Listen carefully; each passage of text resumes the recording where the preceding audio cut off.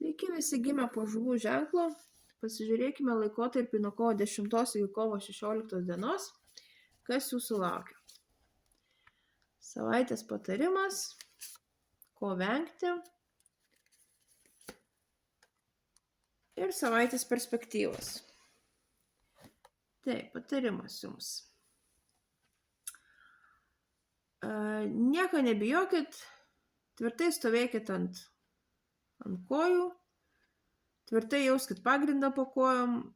Tuo labiau, kad yra tokia situacija, kad jūs galite šitaip jaustis. Galbūt padėsiu moteris, kuri materialiai gerai stovinti, įspręsti jūsų kažkokias tai problemas. Ko vengti? Venkite neapgalvotų pasirinkimų ir iliuzijų. Jeigu reiks kažkur tarp kažko tai rinktis, visą laiką labai viską gerai apgalvokit, kad padaryti teisingą pasirinkimą.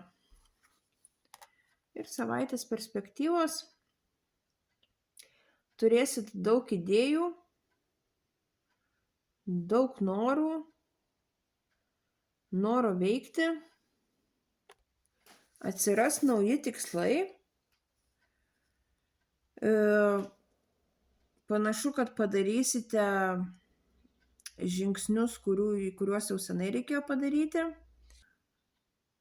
Tiesiog ateis laikas, kai aiškiai suprasit, kaip reikia pasiekti jūsų norimus tikslus.